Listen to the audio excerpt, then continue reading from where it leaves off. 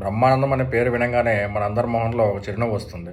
ఇప్పుడు అదే టైటిల్‌గా సినిమా విడుదలైంది. బ్రహ్మానందం గారు, రాజా గౌతమ్, వెన్నెల కిషోర్ ప్రధాన పాత్రలు పోషించిన ఈ సినిమా ఈరోజు ప్రేక్షకుల ముందుకొచ్చింది.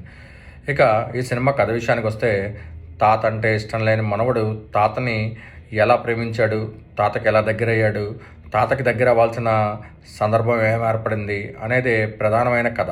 అయితే దర్శకుడు ఈ సినిమాలో అంతర్లీనంగా ఒక సెన్సిటివ్ టాపిక్ అనేది డిస్కస్ చేశాడు. అది డీటెయిల్గా మీరు సినిమా చూస్తే మీకు తెలుస్తుంది.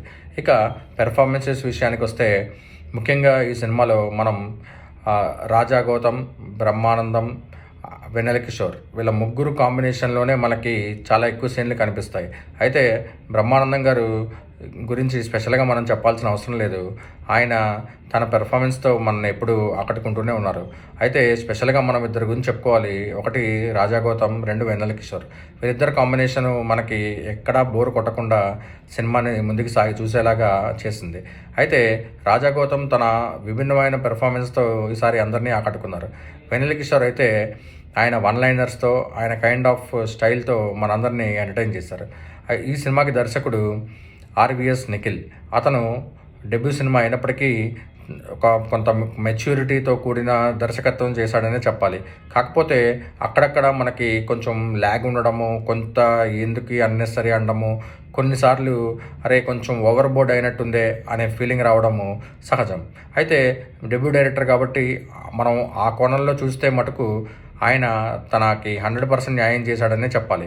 ముఖ్యంగా బ్రహ్మానందం లాంటి సీనియర్ యాక్టర్ని హ్యాండిల్ చేయడం అంటే ఆషామాషి విషయం ఏం కాదు. అందులో అతను సక్సెస్ అయ్యాడని చెప్పాలి.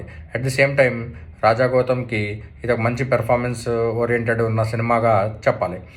నెక్స్ట్ ఈ సినిమాలో మనకి ఐశ్వర్య, ముఖ్యంగా ప్రియా వడ్లమాని వీళ్ళిద్దరూ కొంచెం ఫీమేల్ లీడ్ చేసినట్టుగా మనం ట్రీట్ చేయాలి.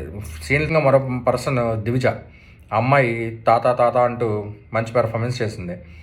ఇక ఈ సినిమాకి ప్రొడక్షన్ వాల్యూస్ గురించి వస్తే, రాహుల్ యాదవ్ నక్క ఆయన ప్రొడ్యూసర్గా ఈ సినిమాని చక్కగా నిర్మించారని చెప్పాలి.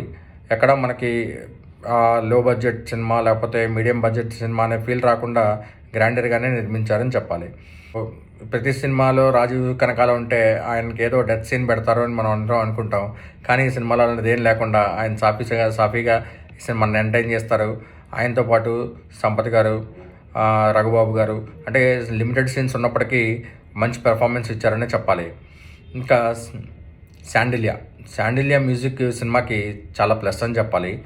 ఎందుకంటే చాలా సీన్లు, ఎమోషన్ సీన్స్ అన్నీ ఎలివేట్ చేయడానికి హెల్ప్ అయిందని చెప్పాలి.